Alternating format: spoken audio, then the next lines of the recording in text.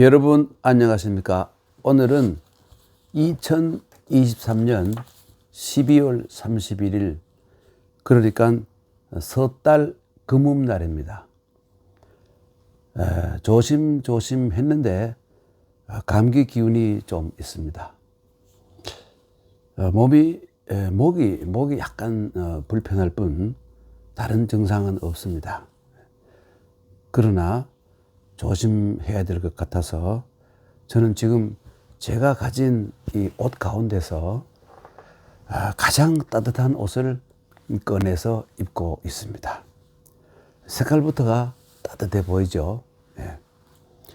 이 털실로 짠 옷은 저희 제자 왕아남양이 손으로 뜨개질해서 만든 옷입니다.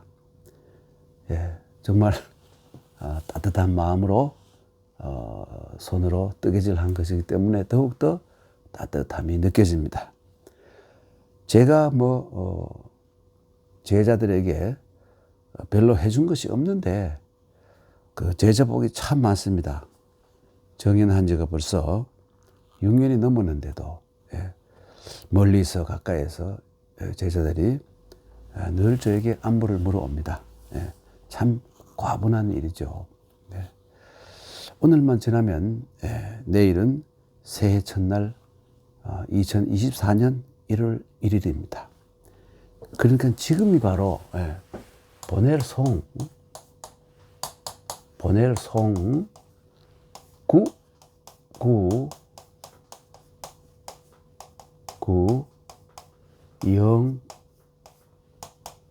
영신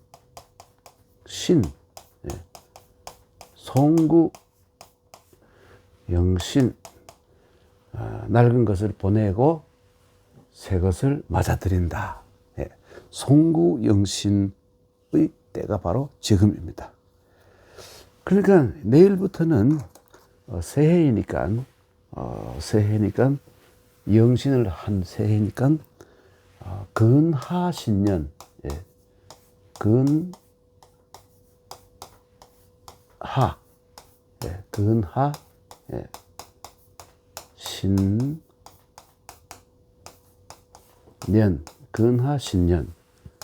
근하신년이라고 해야 되겠죠. 새해 복 많이 받으세요와 같은 뜻이라고 보면 되겠습니다. 영어로는 우리가 해피 뉴 이어라고 하고 있고, 일어로는 아게마시데 오마데또 고자이마스. 아게마시데 오마데또 고자이마스.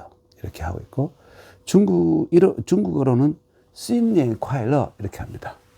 중국에서는 신년 콰일러. 이 락자는 요즘 다른 것은 간체자가 없고 이것은 이렇게 해서 이렇게 씁니다. 이렇게 락자 콰일러 신년 콰일러 이렇게 하지 말아죠. 오늘은 우리가 잘 쓰는 우리가 널리 쓰고 있는 근하신년 이 네 글자를 한번 살펴보도록 하겠습니다. 근 말씀 문자가 있죠. 그리고 여기에는 이렇게 되어 있는데요. 이렇게 됩니다. 그런데 요 말씀 문자 이것은 말이죠. 원래 모양이 어떤 말이냐면 어떤 모양이냐면 이건 입을 뜻합니다. 입을 뜻하고 혀를 뜻해요.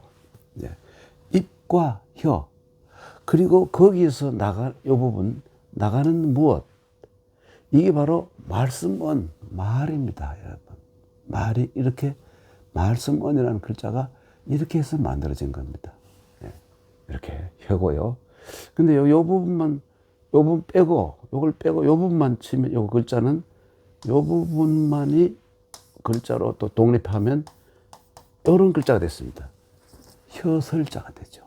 혀설. 혓바닥 설 이렇게 됩니다. 그리고 그 옆에 있는 것은 뭐냐면 입이고요. 벌린 입이고 이렇게 묶인 사람입니다. 이렇게 묶였어요. 묶인 사람이고 밑에는 이렇게 되어 있었는데 원래 갑골문에는 이것은 뭐냐면 바로 불화자입니다. 불화자예요. 이게 불화자입니다. 이게요. 그러니까 이게 뭐냐면 사람을 희생으로 삼아서 태워서 신에게 바치는 제사. 겁나죠? 사람을 희생으로 삼아서 태워 죽여서 신에게 바치는 제사입니다, 여러분. 은나라 때 성행했고, 이것은 주나라에도 이어져 가지고 춘추시대, 공자가 살던 춘추시대에까지도 이런 습속이 있었고, 노나라에서도 공자가 태어나기 전에 이런 일이 있었습니다, 여러분. 이게 바로 달리 쓴 다음에 이 글자는 또 이런 모양으로 변했어요. 이런 모양으로. 혹은 또 이런 모양으로도 변하고요. 한 줄 더 있죠. 이 글자와 이 글자는 똑같은 글자입니다. 이 글자가 변해서 이렇게 된 겁니다. 이렇게 된 거예요. 예. 이게 진흙근이라고 말하는데 사실은 아니에요. 원래 뜻은 그게 아닙니다. 사람을 불태워서 희생으로 삼아서 불태워 죽이다 이런 뜻이고요. 이것도 바로 여기다가 불화자로 붙이면 바로 이게 뜨거울 뜨거울 열이죠. 이게 바로 이 사람을 희생으로 삼아서 희생으로 삼아 태워 죽이던 흔적이 남은 겁니다. 혹은 이렇게 쓰기도 합니다. 가뭄이라는 뜻으로 쓰죠. 또 불화를 쓰거나 나래를 쓰거나 전부 다 가뭄. 이게 왜 그러냐면 이런 일을 하는 상황이 어떤 상황이냐면 아주 극심한 가뭄일 때 사람을 희생으로 특히 무당을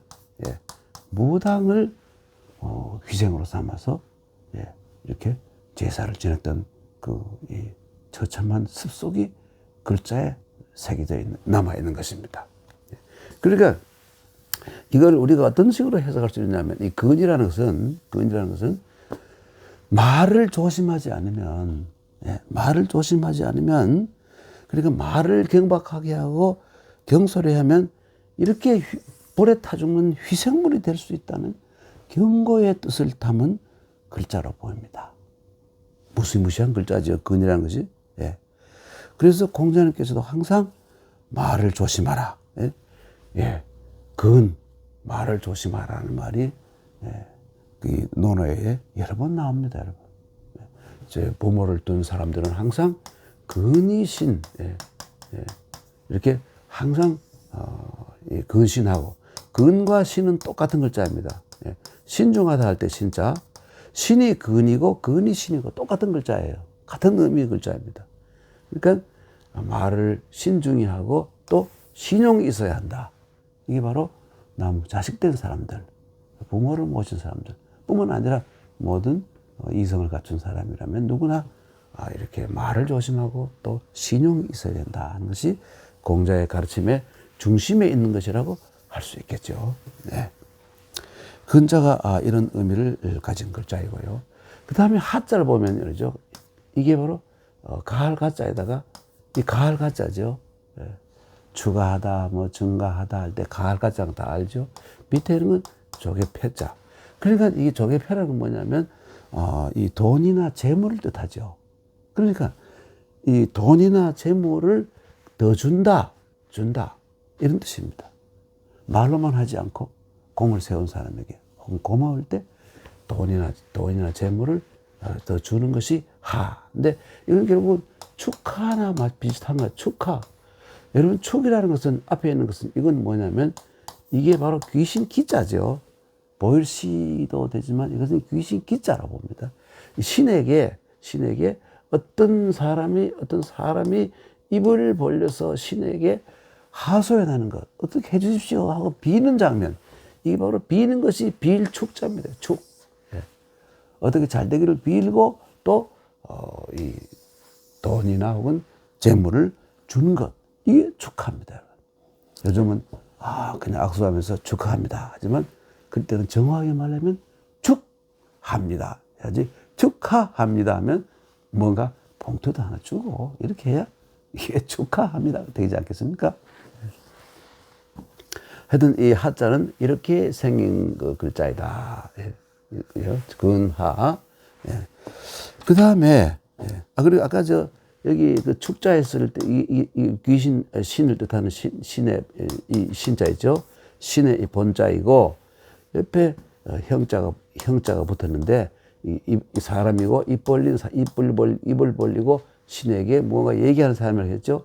근데 이 사람은 대개 보면 제사를 지낼 때는 제주, 그러니까 요즘 보면 초혼관이라고 해도 되죠. 제주를 뜻하는데 복을 빌다는 뜻이죠. 그런데 이 일을 누가 하느냐 하면 바로 형제가 있다면 형이 하죠. 형이. 그래서 이 형이라는 의미도 가지게 된 겁니다. 이 글자가 원래 하늘에 뭔가 축원을 해서 복을 받는 역할을 하는 사람을 뜻하는데 형이라는 의미도 가지게 된 겁니다. 축. 그리고 그 다음에 신자 있지 않습니까? 신년할 때 새신자. 새신자의 원래 모양은 이렇게 씁니다.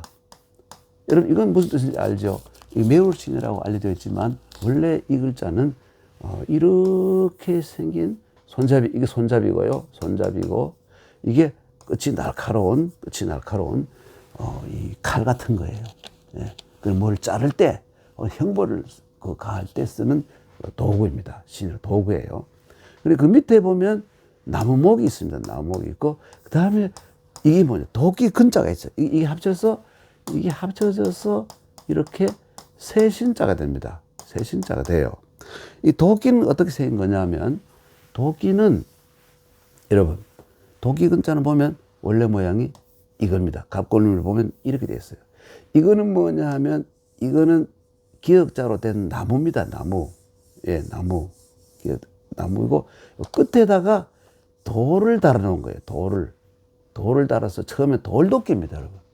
이것이 변해서 이런 모양을, 뒤에는 돌로 아니고 뭐 청동으로 하고 쇠로 하고 해서 도끼 모양을 갖춰갑니다만은, 예. 그래서 여러분, 뭡니까? 저 글자 있죠? 예, 이 도끼부, 이 부자를 넣고 근자를 넣잖아요. 도끼부. 예, 이게 바로 이 도끼부자가 되죠. 여기 도끼가 들어있죠. 요건 발음 보호가 됩니다.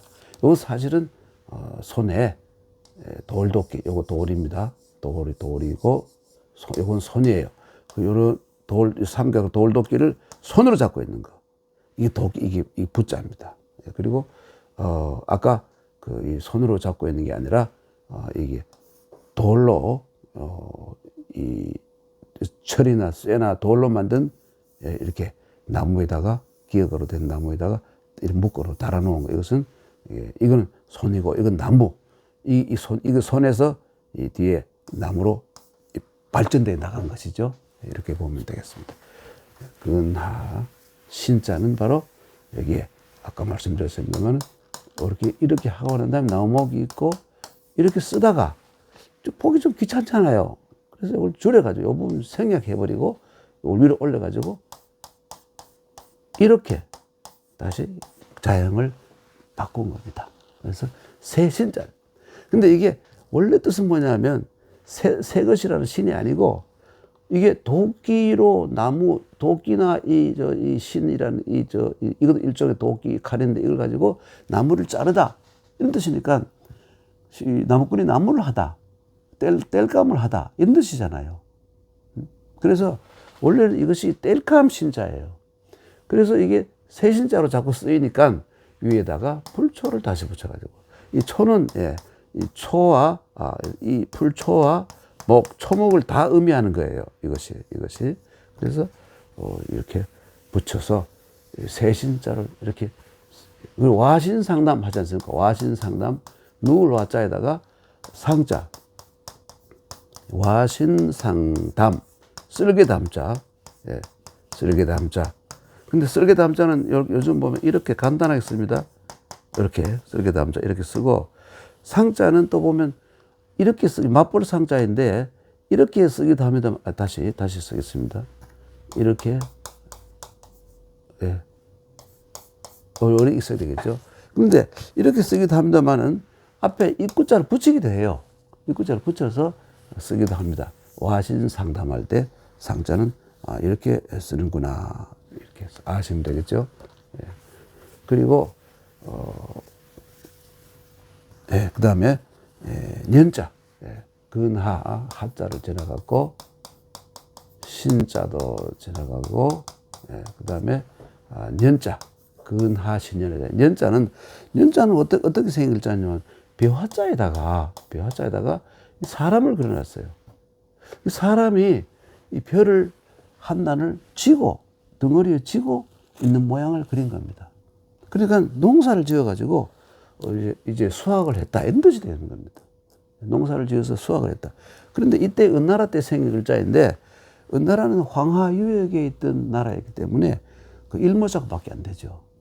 남쪽에 들어가면 2모작도 됩니다만은 1모작밖에 안 되니까 년이라는 것이 그래서 한 해에 한 번씩 이 곡식을 수확한다 이래서 수확이라는 뜻도 들어있고 흉년이라는 뜻도 풍년이라는 뜻도 들어있고 그 다음에는 1년이라는 뜻도 가지게 되고 그 다음에 수명이라는 뜻도 가지게 되고 그다음 어떤 시기 때 이런 의미도 가지게 되고 세월이라는 의미도 여러 가지 다양한 의미를 가지게 됐어요. 년자가. 근데 이 년자가 그 다음에 어떻게 변하느냐 하면 벼화자에다가 이렇게 천자 이렇게 변했다가 그 다음에 또 이것이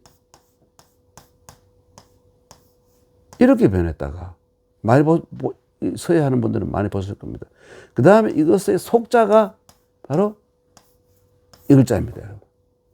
이게 속자의 가장 모양이 이것은 보면 쉽게 좀 이해가 될 수 있는 건데 이건 보면 어떻게 이런 글자가 생겼나 하겠지만 이건 속자예요. 그런 속자가 뒤에 이런 글자를 다 밀어내버리고 정자가 되어버렸습니다. 네, 이런 경우도 있죠. 그 년자, 해년자, 근하신년, 근하신년. 하여간 그 네 글자에 대해서 대강 살펴보았습니다. 예. 그 아까 상자를 쓸 때 보면 이렇게 대보면 이렇게 쓰죠. 이렇게 상자 이렇게 쓰기도 하고 또 아까 쓴 것처럼 이렇게 하고 이렇게 쓰기도 합니다. 달감자를 쓰기도 해요. 상자 이렇게 맞벌상. 요 맛지자, 맛있을 지자죠. 여기 보면 이렇게 음식이 담긴 그릇이 있고 이게 큰 국이라 그래서 맛있는 음식을 뜨는 이 숟가락 같은 거 이런 의미. 이거 발음 기호가 되고요. 이렇게 하기도 하고 또 입구자를 달아가지고 쓰기도 합니다. 상자, 맛볼 상자. 오늘 새해를 맞이해서 근하 신년 네 글자를 한번 풀어서 살펴보았습니다. 새해 복 많이 받으시기를 바랍니다. 여러분 감사합니다.